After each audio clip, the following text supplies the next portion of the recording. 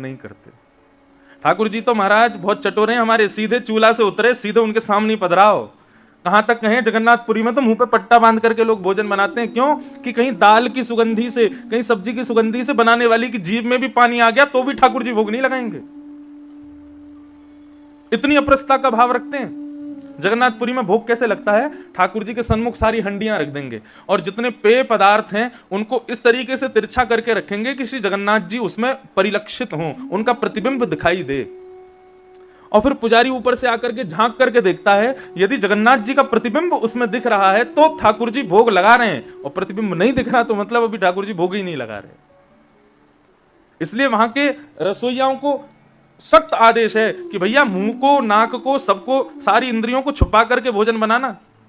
क्यों? क्योंकि यदि सुगंधी नाक में गई तो तुम्हारी जीभ में पानी आ जाएगा, तुमको खाने की इच्छा होगी, और यदि ये इच्छा ठाकुर जी से पहले तुमने प्रकट कर दी तो ठाकुर जी भोग नहीं लगाएंगे। अरे महाराज बड़े नखरे हैं ठाकुर जी के, बहुत चूजी हैं हमारे गोपाल जी। यशोदा मैया के भाव से रसोई घर की सामग्री लेते हैं कि मैया बनाती सबसे पहले मोए पवा, मेरे बाद सबन को दीजो। इस भाव से ठाकुर जी को दी जाती है। तो मैं दुकानों की मिठाई का भोग अपने ठाकुर जी को नहीं, कोई बहुत कहता है तो दूर से ठाकुर जी को दिखा देते हैं, लेकिन भोग नहीं लगाता। आपकी अपनी स्वेच्छा है, आप लगाओ। लेकिन कृष्णदास का स्वभाव भी ऐसा ही था। वो कुछ भी अच्छी वस्तु देखते थे ना तो खरीदते नहीं थे ठाकुर जी के लिए, जाके स्वयं निर्माण करते थे और ठाकुर जी की अनुकूलता के स्वरूप को उसको बना के फिर ठाकुर जी को भोग लगाते। एक बार कृष्णदास जी आगरा गए, मुझे बहुत प्रिय है ये कथा। तो जब आगरा गए तो आगरा में विचरण कर रहे थे कहीं दुकान पर, तभी उनको सुंदर स्वर सुनाई दिया। कृष्णदास जी आनंदित हो गए स्वर को सुन के। अब हमारी स्थिति क्या? स्वर सुनते ही हम खुद को सुनाने जाएंगे, थोड़ी देर वहां बैठेंगे, आहा कितना अच्छा लग रहा है, कानों को सुख मिल रहा है, खुद को सुख देते हैं। लेकिन वैष्णव ऐसे नहीं होते। कृष्णदास जी ने जैसे ही वो स्वर सुना, स्वर सुनते ही नेत्र बंद हो गए, और नेत्र बंद होते पहला भाव मन में प्रकट हुआ, ये स्वर तो मेरे श्री जी को सुनाई देना चाहिए, ये स्वर तो मेरे ठाकुर जी के सामने होना चाहिए, ये स्वर यहाँ कहाँ गाया जा रहा है, ये स्वर यहाँ के लिए नहीं है, ये तो मेरे ठाकुर जी के सन्मुख होना चाहिए। खोजने लगे, पूछने लगे, ये आवाज कहां से आ रही है, ये कौन गा रहा है। सुनते सुनते सुनते एक गली में पहुंचे। गली से जब अंदर गए तो एक आंगन में जाकर के देखा, चारों तरफ मसनदें लगा करके लोग बैठे हैं, पैसे उड़ा रहे हैं, और बीच में एक वैश्या नृत्य करते हुए गा रही है, नगर वैश्या। कृष्णदास जी ने जब उसका स्वर सुना तब तो मोहित हुए, लेकिन अब जब उसका नृत्य देखा और नृत्य के बाद जब उसके नेत्रों को देखा, उसके सौंदर्य को देखा, कृष्णदास जी बोले, अरे पागल, तू किसको बेच रही है? अपने स्वर को, अपने नृत्य को, अपने स्वरूप को। अरे ये सब तो हमारे ठाकुर जी के लिए होना चाहिए। कृष्णदास जी थोड़ी देर खड़े रहे, खंबे से लगा करके उसके नृत्य को देखते रहे। जैसे ही उसका नृत्य शांत हुआ, लोग पैसे लुटाने लगे, सबको बीन करके ले जाने लगी, तभी कृष्णदास जी उसके सन्मुख गए। बहुत सुंदर गाती हो तुम, धन्यवाद। हमारे सेठ के सामने गाओगी? तुम्हारा सेठ कहां रहता है? बोले हमारा सेठ गोवर्धन में रहता है। अच्छा, कितना देगा पैसा? बोले तुम कितना चाहती हो? बोले वैसे तो मैं नाचने का, गाने का, नृत्य करने का, लोगों के सामने तो मैं 10 रुपया लेती हूं, बहुत होता 10 रुपया, लेकिन गोवर्धन जाना पड़ेगा तो 20 दे देना। कृष्णदास जी ने 100 रुपया दिया। बोले सुन, ये तू अभी रख, बाकी का तुझे मेरा सेठ देगा, चल। बोले 100 रुपया? बोले हाँ। बोले ये तो अभी तू रख ले चलने का, बाकी का वो तुझे देंगे, माला माल कर देंगे, लेकिन हाँ ऐसा गाना, ऐसा नृत्य करना, ऐसा श्रृंगार करके जाना, हमारा सेठ प्रसन्न हो जाए। वैश्या के मन में भाव आने लगा, कोई सांसारी व्यक्ति होगा, ऐसा सेठ होगा, उसके सामने नाचूंगी, गाऊंगी, अपने तिरछे नेत्रों से उसको अपना बना लूंगी, इतने धन की वर्षा करेगा, वो सारा धन लेकर के चली जाऊंगी, जीवन में फिर कहीं नहीं नाचूंगी। उसके मन में भाव आने लगा, चलिए जल्दी चलिए। कृष्णदास जी उसको बैलगाड़ी में बैठा करके आगरा से गोवर्धन ले आए। गोवर्धन में जैसे ही गोवर्धन पर्वत के ऊपर गए, और श्रीनाथ जी जब गोवर्धन में विराजते थे तो श्रीनाथ जी के मंदिर में राजभोग के कपाट लगे थे, ठाकुर जी अभी भोग पा रहे थे। कृष्णदास जी ने जाकर के आंगन में बीच में खड़ा कर दिया उस वैश्या को, और बोले अभी हमारे सेठ भोजन कर रहे हैं, जैसे भोजन हो जाएगा पर्दा खुलेगा, तो पर्दा खुलते ही तुम नाचने लग जाना, और ऐसा गाना कि वो रीझ जाए तुम पे। बार बार दर्पण में देखे खुद को, कभी आंखों के काजल को संभाले, कभी कभी अपने गहनों को संभाले, कभी केशों को संभाले कि आज मुझे ऐसा गाना है, ऐसा प्रस्तुत करना है स्वयं को कि वो रीझ जाए। कृष्णदास जी दूर खड़े हैं और प्रार्थना कर रहे हैं, नाथ आज कृपा करो इस पर। जैसे ही कपाट खुले हैं और कपाट खुलते ही देखा एक उर्द बाहु, दूसरी भुजा कमर पर, नेत्र नीचे हैं, सुंदर मालाएं पहनी हैं, ऐसी रूप छवि प्रकट हो रही है सामने से महाराज। उस वैश्या ने जैसे ही नेत्र खोल करके देखा, कितना समय व्यतीत हो गया, वो खड़ी रही, शरीर कंपायमान होने लगा, होठ कांप रहे हैं, स्वर कहना चाहती है, निकल नहीं रहे, नेत्रों से आंसुओं की धाराएं गिर रही हैं। कृष्णदास जी गए, गाओ, तुम तो बहुत अच्छा गाती हो ना, बहुत अच्छा नृत्य करती हो, क्या हुआ, गाओ। बोले आपने मुझसे झूठ क्यों बोला, या आप मुझे किसके सामने ले आए हो? मैंने ऐसा सुंदर स्वरूप, ऐसा सुंदर भाव, ऐसा सुंदर श्रृंगार मैंने कभी नहीं देखा। वास्तव में आज मेरा मन कहता है कि मैंने अपने स्वर को, अपने यौवन को, अपने सौंदर्य को, संसार को बेच दिया। अब मैं इनको नहीं दे सकती, ये उच्छिष्ट हो चुका है, झूठा हो चुका है सब कुछ जो भी मेरे पास है, मैं कैसे दूं इनको? मेरे मन का भाव है कृष्णदास जी, ये शरीर अब झूठा हो चुका है, मैं इससे इनकी सेवा नहीं कर सकती, लेकिन मेरी आत्मा पवित्र है। ऐसा कुछ सुना दीजिए मुझे कि मैं अभी इसी वक्त अब यहां से वापस नहीं जाना चाहती, इसी क्षण अपने इस देह का त्याग कर दूं और अपनी आत्मा, पवित्र आत्मा से जाकर के इस श्याम सुंदर को अपने हृदय से लगा लूं। अब मुझे नहीं जीना। तब उस वैश्या के भाव को, वैश्या के बगल में खड़े होकर के कृष्णदास जी गाते हैं ठाकुर जी के सन्मुख, मेरा सबसे प्रिय भाव है, मुझे बहुत प्रिय है। फिर बताया स्त्री धर्म, स्त्रियों का धर्म क्या है। तब कहते हैं, भर्तु शुश्रूषणम स्त्रीणाम परो धर्मो यमायया तद्बंधुनाम च कल्याणम प्रजानाम चानुपोषणम। एक ही धर्म, एक ही व्रत नेमा, काया वचन मन पति पद प्रेमा। ये स्त्री का धर्म है, लेकिन इसका मतलब ये नहीं केवल पति सर्वस्व है। भगवान कहते हैं मैंने पुरुषों को केवल एक कुल के उद्धार के लिए बनाया है, लेकिन मैंने माताओं को दो कुल के उद्धार के लिए बनाया। जब तक विवाह ना हो तब तक पिता के कुल का उद्धार करे, और विवाह होते ही अपने पति के कुल का उद्धार करे। इसलिए उसको चाहिए दोनों कुलों का उद्धार करे, तब उसका स्त्री धर्म निर्वहित होगा, नहीं तो नहीं होगा। भगवान ने दो कुल के उद्धार के लिए भेजा है। और कुल का उद्धार मतलब आजकल थोड़ी विचित्र हो गई है भावना, मैं, मेरा पति, मेरे बच्चे, बस, और कोई नहीं, ऐसा नहीं है। तद बंधुनाम च कल्याणम स्पष्ट लिखा है। पति को पूजे, जेठ जेठानी को गाली देवे, देवर को उठा के फेंक दे, सास ससुर को पूछे ही ना, ये स्त्री धर्म नहीं है। स्त्री धर्म का मतलब है मेरे पति के समस्त परिवारी जनों का कल्याण का दायित्व मेरा है, कल्याण का दायित्व है। उनका कल्याण कैसे हो, उनका हित कैसे हो, उनका भला कैसे हो, ये जिम्मेवारी है मेरी, उसका कार्य करे। तद्बंधुनाम च कल्याणम, स्त्री धर्म बताया। और अंत में भागवत धर्म बताया। तो भागवत धर्म क्या है? कायेन वाचा मनसेन्द्रियैर्वा बुद्ध्यात्मना भानुषित स्वभावा करोमि यत् यत् सकलम परस्मै नारायणायेति समर्पयेतत्। जो कुछ भी करो अपनी काया से, वचन से, मन से, बुद्धि से, इंद्रियों से, सब कुछ हरि को समर्पित करना, यही भागवत धर्म है। नरसिंह मेहता के बेटा का ब्याह था, तो जिससे बेटा का ब्याह होने वाला था वो बहुत बड़ा सेठ था। तो जब ब्याह संबंध पक्के हो जाते हैं ना, तो दो चार लोग ऐसे भी आते हैं कि एक दूसरे की वहां बुराई बताने वाले, अरे तुमने कहां संबंध कर दिया उसके बारे में, तो ऐसा ऐसा सुना मैंने, अरे तुम कहां ले जा रहे हो अपनी बेटी को, तुम कहां बेटा को भेज रहे हो, वो लड़की तो ऐसी है, ऐसे दो चार लोग आते हैं बीच में ऐसे। तो ऐसे ही नरसिंह मेहता जी के दुष्प्रचार करने वाला पहुंच गया। जहां पर नरसिंह मेहता के बेटा का ब्याह संबंध पक्का हुआ, वहां पर एक आदमी गया, बोला अरे तुमने कहां अपनी बेटी भेज रहे हो? बोले क्यों? अरे नरसिंह मेहता बड़े भक्त आदमी है। बोले भक्त काहे का भक्त आदमी? एक समय का भोजन करता है, फिर उसके यहां भोजन करने के लिए सामग्री नहीं होती। सब लोग इधर देखो, इधर देखो, कथा श्रवण करो। माता जी आप उठ के खड़ी हो गई बहुत देर से, या तो बैठ जाएं या पीछे चले जाएं, श्रवण करो। तो नरसिंह मेहता जहां पर उनके बेटे का ब्याह होना था वहां जाकर के किसी ने कहा, बोले नरसिंह मेहता कोई अच्छा आदमी थोड़ी ही है, उसके यहाँ तो एक समय की रोटी बनती है पर दूसरे दिन भोजन नहीं होता, इतना दीनहीन सा व्यक्ति, कहां अपनी बेटी भेज रहे हो? बेटी सदैव अपने से ऊंचे कुल में भेजनी चाहिए। आकर के और महाराज सुनाने लगे। तो वो भी भला आदमी था, उसने कहा अब मैं मना कैसे करूं? नरसिंह मेहता ने सब व्यवस्था कर ली होंगी, सब पक्की हो गई बातचीत, अब मना करना अच्छा नहीं लगता। तो बोले एक काम हो सकता है। बोले क्या? तुम एक पत्र लिख करके भेजो और उस पत्र में यह लिख करके भेजो कि मेरी बेटी की आने वाली जो बारात हो जिसमें आपका बेटा आवे, वो बारात ऐसी होनी चाहिए।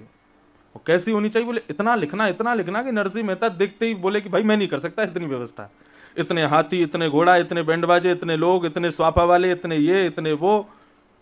महाराज पूरा खर्रा लंबा चौड़ा बना करके, पूरा लिख करके और पत्र बना करके बाहर जय श्री कृष्ण लिख करके भेज दिया नरसिंह मेहता के यहाँ। भागवत धर्म किसे कहते हैं वो बता रहा हूं। नरसिंह मेहता के यहाँ जैसी डाकिया पहुंचा, बोले मेहता जी आपका एक पत्र आया है। बोले कहाँ है दिखाओ। तो जैसी पत्र देखा तो पत्र पर ऊपर लिखा था जय श्री कृष्ण। तो हंसने लगे, बोले पागल, मेरा नहीं है, ये तो ठाकुर जी का है, दूसरों का पत्र नहीं पढ़ना चाहिए। और नरसिंह मेहता लेके गए, बोले लाल जी किसी ने आपके नाम से पत्र भेजा है जय श्री कृष्ण लिख करके, अब मैं तो पत्र दूसरा का पढ़ता नहीं हूं, पढ़ लेना आप। और ठाकुर जी के पास धर के चले गए। ठाकुर जी वहीं सोचा अरे मेहता पढ़ तो ले उसमें क्या लिखा है। लेकिन नरसिंह मेहता का विश्वास प्रबल है, कितना अकिंचन भाव। जय श्री कृष्ण देख करके बोले ठाकुर जी की वस्तु है, मैं तो देखूंगा भी नहीं। और धरिया है वहीं पे। और महाराज वहां लड़की वाले इंतजार कर रहे हैं कि पत्र आवे, रिटर्न में कुछ लिखें कि भैया मैं नहीं कर पाऊंगा आदि आदि। अब तो शादी की तिथि बिल्कुल समीप आ गई और नरसिंह मेहता के यहाँ से कोई पत्र नहीं आया। तो उन्होंने भी सोचा, बोले मेहता जी ने व्यवस्था कर ही ली होगी, शादी होने की, चलो व्यवस्था करो। पूरे मंडप सजाए, पूरी सब व्यवस्थाएं हुई। अब मेहता जी 4 बाराती, 2 नंगाड़े वाले और एक मरी गिरी सी घोड़ी, और इस पे अपने बेटा को बिठा के दुल्हा बना के लेके जा रहे अपनी बारात। ठाकुर जी भीतर से मंदिर में से देख रहे हैं, बोले मेहता मरेगा तू आज। जैसे मेहता जी जाने लगे नृत्य करते हुए, ठाकुर जी के मन का भाव, बोले कि उसने पत्र देखा ही नहीं, मुझे दे दिया, इसका मतलब जिम्मेवारी अब मेरी है कि जितनी सामग्री लिखी है वो सब पहुंचनी चाहिए। इतने में नरसिंह मेहता देखते हैं एक गली में से कोई नंगाड़ा बजाता हुआ आ रहा है, एक गली में से कोई हाथी पर चढ़ता हुआ आ रहा है, कहीं से घोड़ों की फौज आ रही है। महाराज देखते ही देखते किलोमीटरों लंबी बारात हो गई नरसिंह मेहता की। मेहता जी बोले ये सब मेरे लाला की मित्र मंडली होगी। आगे पीछे जहां देखें तो लोग नाच रहे हैं, गा रहे हैं, ढोल बजा रहे हैं, उत्सव मना रहे हैं, और कोई घोड़े पर चढ़ के नाच रहा है, कोई ऊंट पर चढ़ के नाच रहा है, आगे हाथियों की फौज चल रही है। मेहता जी बोले बढ़िया भैया, ऐसी सुंदर बारात चले, लेके चलो। और वहां हल्ला मच गया। बोले अरे आपकी बेटी की होने वाली पति की बारात तो देखो एक बार। बोले कहां है दिखाओ। बोले यहां से नहीं, पहाड़ी पर चढ़ के चलो, वहां से दिखेगी। पहाड़ी पर जाकर के देखा, दूरबीन लगा करके, तो महाराज किलोमीटरों दूर तक महाराज लोग नाच रहे हैं, गा रहे हैं, आनंद मना रहे हैं, उत्सव मना रहे हैं, ढोल नगाड़े बज रहे हैं। और सबको देखते देखते दूरबीन थोड़ी आगे की तरफ की तो सबसे आगे क्या देखा? 2 हाथी हैं और एक हाथी पर बलभद्र, दूसरे हाथी पर स्वयं श्याम सुंदर नरसिंह मेहता के लड़के की बारात लेकर के जा रहे हैं। ये है भागवत धर्म। मैंने कल भी कहा था, आलसी होना नहीं, लेकिन अपनी जिम्मेवारी अपने ऊपर मत रखो, ठाकुर जी को सौंपो, जो करेंगे सब मंगल होगा। और यदि कुछ ऐसा हुआ जो आपने नहीं विचार किया था तो उसको भी यही सोचना, ठाकुर जी ने शायद ये इसलिए ऐसा किया, शायद इसी में मेरा मंगल होगा। ये भागवत धर्म है। कायेन वाचा मनसेन्द्रियैर्वा बुद्ध्यात्मना भा नुषितस्व भावात् करोमि यत् यत् सकलम परस्मै नारायणायेति समर्पयामि। सब कुछ नारायण को समर्पित करो। ये भागवत धर्म। श्री भीष्म पितामह 5 धर्मों का वर्णन करते हुए और फिर पांडवों से कहते हैं अब तुम्हारा काम हो गया, संशय दूर। बोले हाँ, अब तुम जाओ, चलो मुझे मेरा काम करने दो। दूर खड़े ठाकुर जी से बोले आओ, अब आप आओ सामने। जैसे ही ठाकुर जी आकर के खड़े हुए, भीष्म पितामह अपलक नेत्रों से ठाकुर जी को देख रहे हैं, पौड़े हुए हैं बाणों की सैया पर, और भगवान से कहते हैं अब जब तक मेरे प्राण ना निकल जाएं, हिलना नहीं यहां से। तो भगवान का चेहरा मुरझा गया। बोले इसको इच्छा मृत्यु का वरदान है, अब इसका मन कर जाए मैं 10 साल मरूं ही नहीं तो मैं यहीं खड़ा रहूंगा। मतलब आज मैं द्वारिका पहुंच ही नहीं पाऊंगा। सुबह से निकला हूं, कभी कोई दुखी, कभी किसी को कष्ट, कभी कोई रोता है, और अब भीष्म पितामह ने तो बांध ही दिया। बोले जब तक प्राण नहीं निकले खड़े रहना। तो ठाकुर जी के चेहरे पे जैसी मुरझाहट हुई, भीष्म पितामह बोले ऐसा मुरझाया हुआ चेहरा नहीं चाहिए मुझे, प्राण निकाल रहा हूं मैं। प्रसन्न हासारुणलोचलोल्लसत्। आपके दोनों गाल ऐसे चमकने चाहिए जैसे गुलाब जामुन। प्रसन्न हो जाइए और मैं आपके मुखमंडल को देख करके अपने प्राण त्यागूंगा। ऐसी मृत्यु हो जहां भगवान भी तुम्हारे वश में होकर के खड़े रहे सामने। क्या इच्छा रखनी कि मेरा पुत्र सामने हो, पुत्री सामने, जीवन भर उन्हीं को तो देखा है, जीवन भर उस परिवार को, उस धन को ही तो हृदय से लगा करके रहे हैं। अंत काल हो तो ऐसा हो कि श्री राधा रमन लाल सामने खड़े हों, किशोरी जी बगल में खड़ी हों, अष्ट सखा पीछे खड़े हों, श्री गोवर्धन नाथ का दिव्य पर्वत दिख रहा हो, यमुना का पुलन हो, मयूरों की कुहुक सुनाई दे रही हो, संत जन कीर्तन कर रहे हों, विचरण कर रहे हों, श्याम सुंदर मधुर मधुर वंशी का नाद कर रहे हों, हम उसी परिकर में विचरण करते हुए अपने प्राणों को त्यागते हुए ठाकुर जी के साथ उस सघन कुंज में प्रवेश कर जाएं, ऐसा भाव हो। भीष्म पितामह। अब इस स्तुति का इतना सुंदर अर्थ मैंने पूरी नहीं गाई है, थोड़े से 2-4 श्लोक गाए हैं केवल। इतने अद्भुत भाव हैं ठाकुर जी के प्रति, 2-3 श्लोक गा के फिर हम आगे चलते हैं। क्या कह रहे हैं भीष्म पितामह?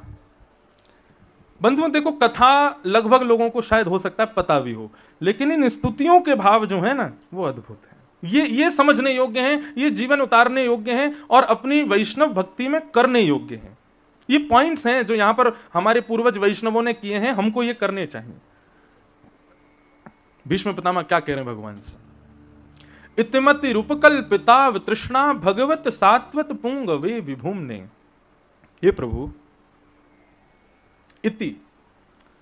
इति शब्द का प्रयोग संस्कृत में तब किया जाता है जब अपने वाक्य को हम विराम देते हैं, इति कहते हैं। लेकिन भीष्म पितामह की स्तुति कितनी वर्सेटाइल है, प्रारंभ ही इति से हो रही है। इति भीष्म पितामह कहते हैं मानो इति शब्द कहते ही उन्होंने संसार को उसी समय खत्म कर दिया। बोले नाथ, अब मेरे जीवन का अंत हुआ। अब तक मैं अपने जीवन का एक नाटक कर रहा था, कौरवों के पक्ष का था, मैं आप लोगों का काका बना घूम रहा था, पितामह के नाम से जाना जा रहा था और आदि आदि भाव से उन सब चीजों की अब इति, अब जो मैं कह रहा हूं ये मेरा वैष्णव भाव है। मति रूप कल्पिता तृष्णा भगवत सात्वत पुंगवे विभुम्ने। नाथ,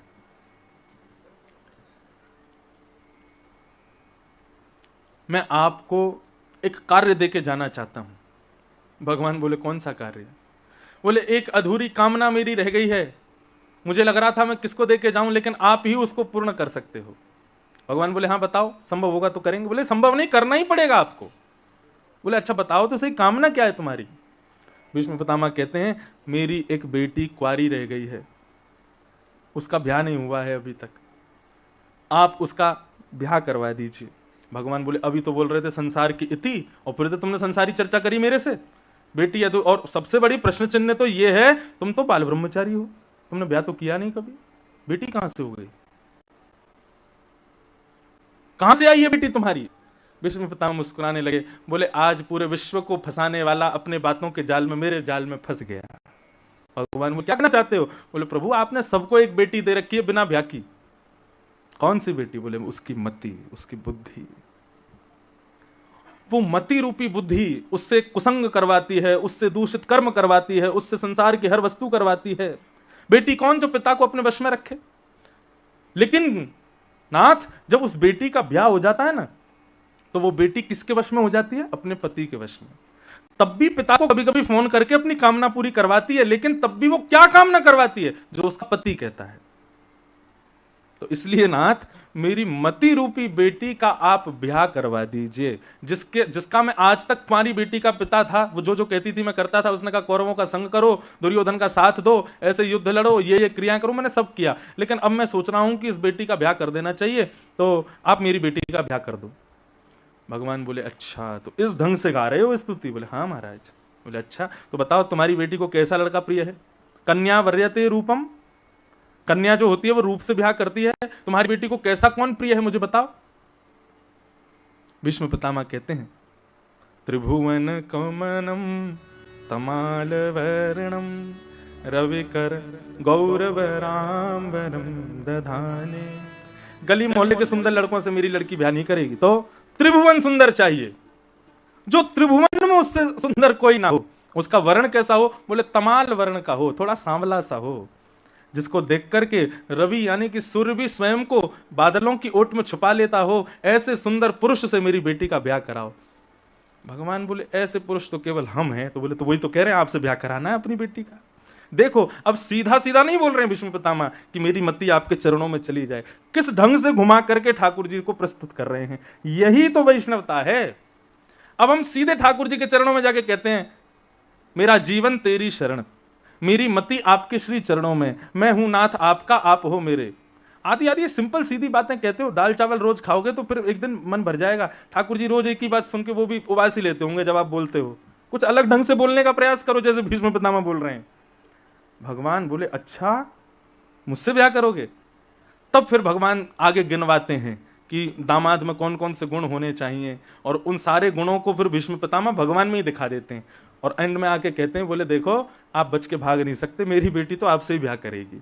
इस प्रकार पितामह ने पूरी स्तुति गाई। गाने का मन तो मेरा है कि मैं पूरी सुनाऊं, लेकिन फिर आगे के प्रसंग छोटे रह जाएंगे। अब बाकी आप बताओ, सुनाएं पूरी कि आगे चलें? सुनाएं पूरी? सुना दें? चलो। भीष्म पितामह से भगवान कहते हैं बोले ये स्वरूप तो हमारा है। बोले महाराज आप कोई कम सुंदर हो? त्रिभुवन सुंदर हो आप। हमारे ब्रजवासी कहते हैं हे कृष्ण लला तुम होते लली तो गले कट जाते करोड़न के।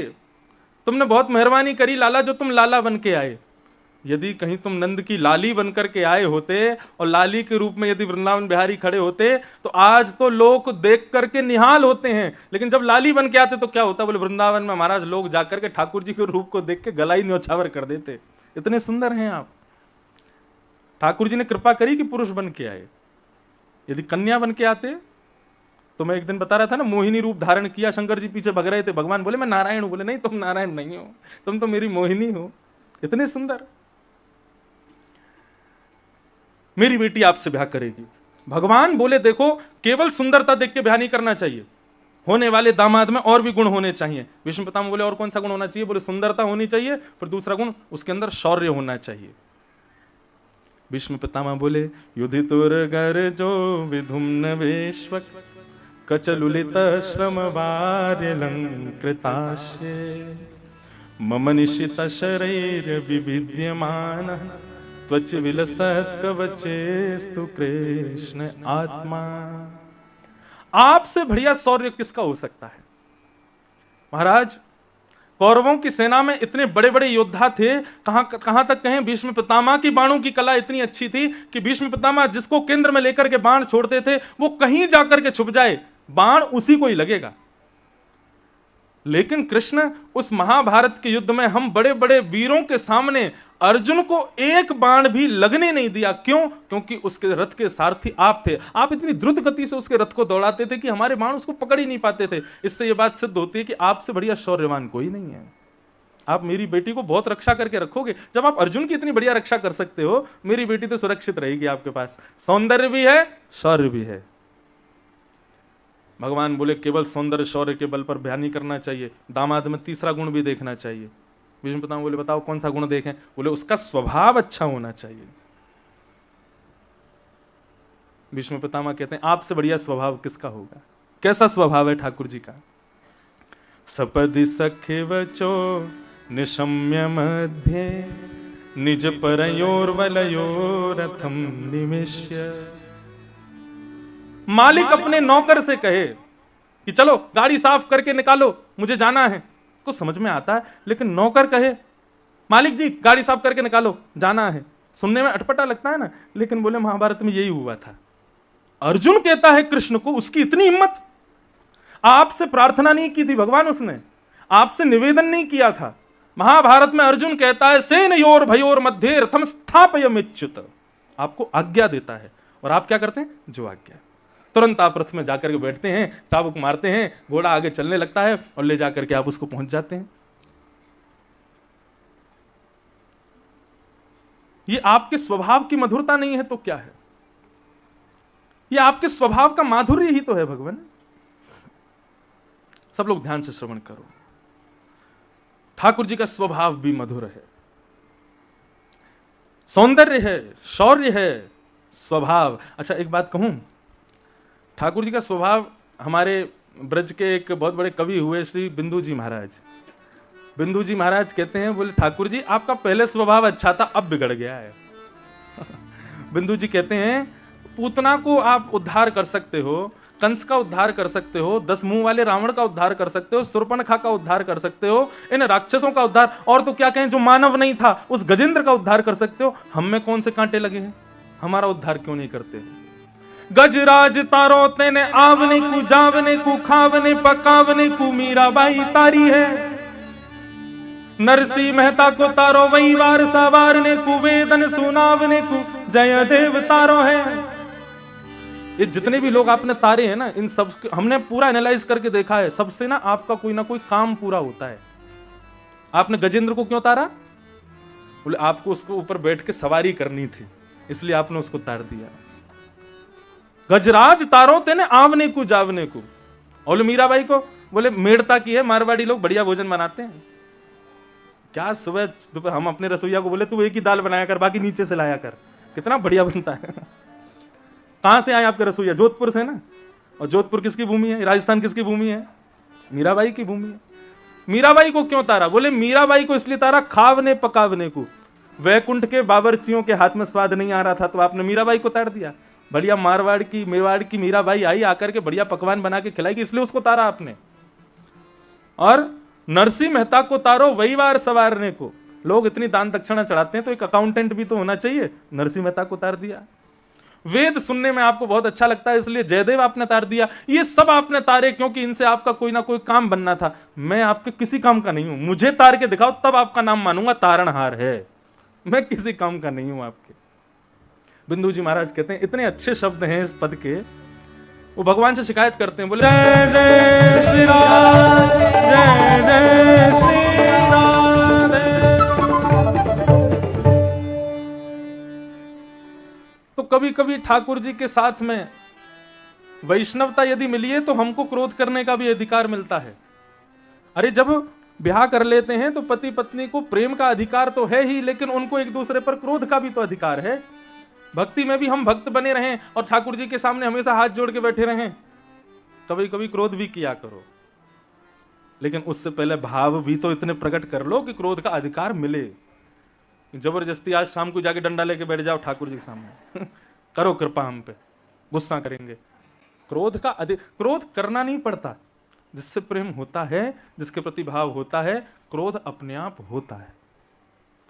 सोच के जाओ उस पर गुस्सा करना है जाके, तो वो ना नकली लगेगा, वो वैसा कर भी नहीं पाओगे। लेकिन जो अपना होता है, जिससे बहुत आशाएं होती हैं, जिससे बहुत प्रेम होता है, उसके ऊपर जब क्रोध आता है ना तो वो वास्तविक क्रोध भी बड़ा प्रेम भरा होता है। एक मैया ठाकुर जी का सेवा करती थी, चतुर्भुज रूप क्या, तो एक दिन क्या हुआ कि उस मैया का पांव फिसल गया, पेट टूट गया। बालक उसको वैद्य के पास ले गए, वैद्य उस पर मल्लम लगाने लगा तो वैद्य को बोली तू छूना मत। वैद्य बोला क्यों? जिसने तोड़ा वही सही करेगा। बोले किसने तोड़ा? बोले मेरे चतुर्भुज नारायण ने तोड़ा है, वही ठीक करेगा इसको, तू मत छूना। बच्चे बोले ये तो ऐसी बोलती रहती, बुढ़ापा है इनका, ठीक कर दो इनको। तो पलस्तर वलस्तर लगा दिया। बोले मैया 1 महीना बाद उतरेगा। बोले 1 महीना? शाम तू कल देखियो दौड़ूंगी मैं रोड पे, ठीक करेगा, वही ठीक करेगा रात रात में। अब बुढ़ापे में बोले ऐसी बोलती हैं, ले जाओ। ले गए तो बच्चों से बोली मेरे को मंदिर में छोड़ के आओ ठाकुर जी के सामने। बोले अम्मा अब आराम करो, पाँव टूट गया। बोले छोड़ के आओ उसके सामने।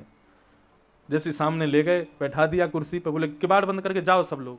सब चले गए तो ठाकुर जी से बोली क्या कमी छोड़ी तुम्हारी सेवा में? नए नए इत्र तुमको लगाती हूँ, तुम्हारे लिए पोशाक वृंदावन से मंगवा के तुमको धराती हूँ, 56 भोग बना करके भोग लगाती हूँ, तुम कुछ भी अनहोनी मेरे साथ करो, मेरे परिवार के साथ करो, कभी शिकायत नहीं करती हूँ, सब कुछ तुम्हारी व्यवस्था बड़े व्यवस्थित ढंग से करती हूँ, किसी को स्पर्श नहीं करने देती, किसी को रसोई घर में जाने नहीं देती, हर चीज का इतना ध्यान रखती हूँ, और आज मेरा पाँव तोड़ दिया। क्यों तोड़ा? ठाकुर जी तो खड़े हैं, चतुर्भुज रूप है, अब नहीं बोल रहे, नहीं निकल रहे स्वर। ठीक है तो मैं भी देखूं तुम कितने बड़े देवता हो। पत्थर उठा के लाई, बोले या तो मेरा पाँव ठीक करो नहीं तुम्हारा पाँव तोड़ दूंगी।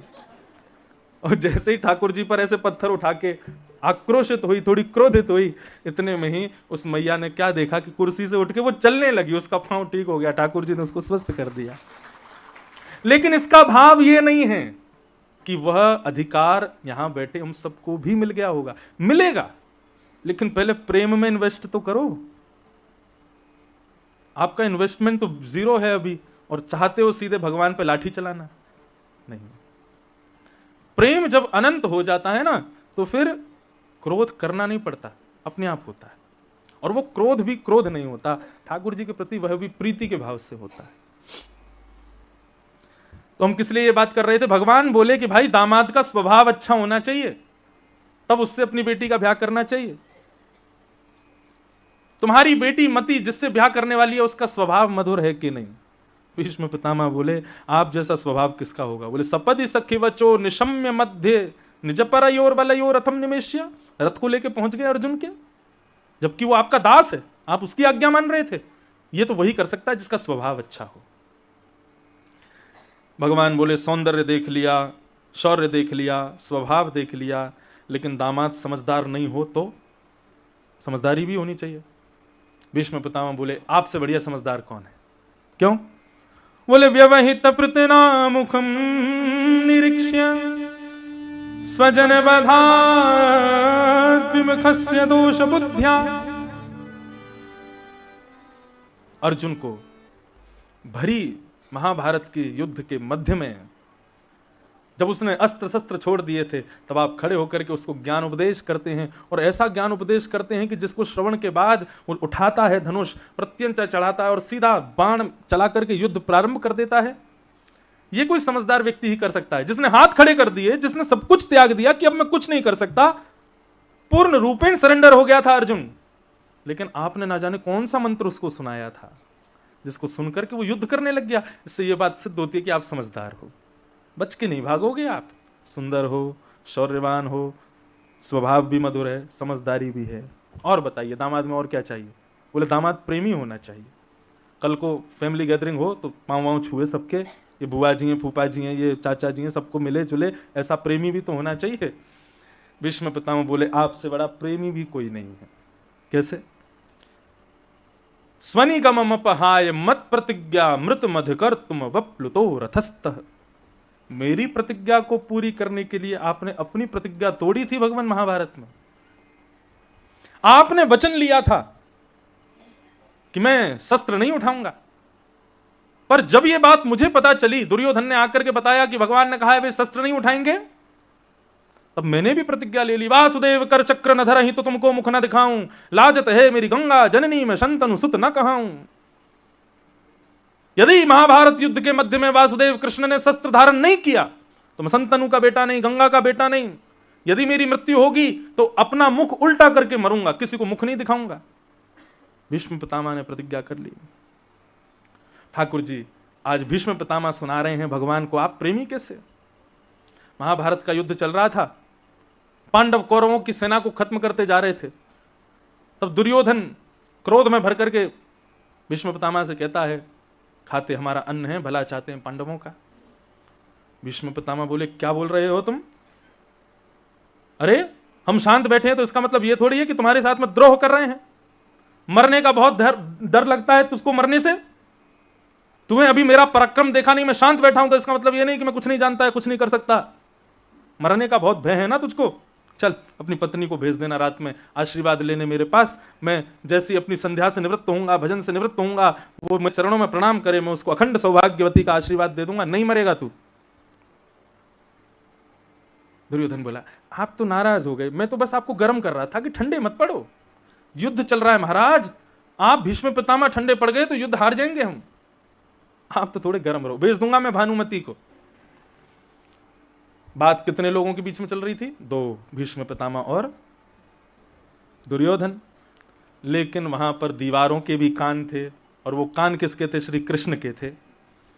भगवान बोले अब तो पेट में दर्द शुरू हो गया भगवान के। बोले रात में कहीं ये भानुमति नहीं चली जाए। भीष्म पितामह के पास अगर भानुमति पहुंच गई तो मैं भगवान होकर के भी पांडवों को नहीं बचा पाऊंगा, क्योंकि भीष्म पितामह एक वैष्णव है, भीष्म पितामह एक बाल ब्रह्मचारी है, भीष्म पितामह एक नैष्ठिक अपने नियमों का पालन करता है। उसके पास इतनी शक्ति है कि वो जो कह देगा उसको भगवान को भी पूर्ण करना पड़ेगा। मैं नहीं बचा पाऊंगा। फिर आधी रात का समय, एक ग्वारिया का भेष धारण करके, सिर पर स्वाफा बांध के, ऊंची धोती पहन के, कुछ गले में माला वालाएं सब उतार करके, बिल्कुल साधारण सा रूप धारण करके ठाकुर जी ने, और लालटेन हाथ में ली, सीधे द्रौपदी के कमरे में गए, जाकर के उसको जगाया। द्रौपदी उठ के बैठ गई। कौन है? बोले मैं हूं कृष्ण। बोले पता तो चल नहीं रहा। बोले इसीलिए तो रूप बदलाया थी, पता नहीं चले मैं कौन हूं। तेरे को लग गया ना पता? बोले हाँ चल अब जल्दी चल, भीष्म पितामह के पास जाना आशीर्वाद लेने। द्रौपदी बोली सुबह चले जाएंगे। बोले सुबह तक सोती रहेगी तो तेरा भाग्य भी चला जाएगा, अभी चल मेरे साथ। भानुमति पहुंचे, उससे पहले पहुंचना है हमको। भगवान लेकर के गए द्रौपदी को, बोले घूंघट घूंघट नीचे कर ले, बिल्कुल मुंह छुपा के जाइयो, और सुन भीतर जाके बैठ जाना, कुछ मत करना, केवल पितामह को प्रणाम करना, वो आशीर्वाद दें, चुप बाहर आ जाना और आके सो जाना, कुछ बोलना नहीं है, मौन व्रत है तेरा, ये गांठ बांध ले। बोले उन्होंने पूछा किसके साथ आई है, तो फिर क्या बोलूंगी? बोले कुछ भी बोल देना नौकर आया है मेरे साथ, हमारा ग्वारिया है, गायों का दूध वूध काटता है, वही आया है, ऐसा बोल देना। द्रौपदी बोली ठीक है। अब द्रौपदी घूंघट करके भीतर गई, भीष्म पितामह बैठे थे, जाकर के उनको प्रणाम किया। प्रणाम करके भीष्म पितामह को घूंघट करके बैठी द्रौपदी। कृष्ण भारी बैठे थे वृक्ष के नीचे। आधी रात का समय, भीष्म पितामह की माला पूर्ण हुई, नेत्रों से लगाई, ठाकुर जी को वंदन किया, अपने संध्या के क्रम को पूर्ण करके नेत्र खोल के देखा तो सामने द्रौपदी बैठी है, लेकिन उनको लगा ये भानुमति है, दुर्योधन की पत्नी। उठ करके गए, हाथ में जल लिया, अपने संपूर्ण जीवन के ब्रह्मचर्यत्व का, अपने संपूर्ण जीवन की संध्या वंदन का फल अभिमंत्रित करते हुए द्रौपदी के सिर पर दोनों वरद हस्त रखते हैं और कहते हैं अखंड सौभाग्यवती भव, तुम्हारा सौभाग्य अजर हो जाए, उसको कोई मार ना पाए। द्रौपदी बोली ये इन्होंने क्या बोल दिया? अरे ये मेरे पतियों के विपक्षी हैं, यही पीछे धनुष बाण लेके दौड़ते हैं अर्जुन के, और आज कह रहे हैं कि तेरा भाग्य अजरमर हो जाए। तो फिर इनको इनका दायित्व समझा दूं, कल से इन्हीं की जिम्मेवारी है पांचों की रक्षा करना, बता तो दूं। इतने में घूंघट उसने उठाया और कहा पितामह फिर याद रहे, पांचों की जान की जिम्मेवारी आपकी, पांचों में से एक का भी बाल बांका नहीं होना चाहिए। अभी अभी आपने मुझे आशीर्वाद दिया अखंड सौभाग्यवती भव, यदि किसी को खरोंच भी आई तो आपसे उत्तर मांगूंगी मैं। भीष्म पितामह तो सहम गए, बोले द्रौपदी तू कहां से आ गई? मैंने तो भानुमति को बुलाया था। अरे दुर्योधन की पत्नी आने वाली थी, तू कहां से आ गई? क्यों, मैं आपकी पुत्रवधू नहीं हूं? मुझे आशीर्वाद का अधिकार नहीं है? नहीं नहीं बेटा, है अधिकार, लेकिन मैंने बुलाया किसी और को था। तू कैसे, ये बदल कैसे गई? तुझे किसने बोला कि मैं यहां मिलने वाला हूं?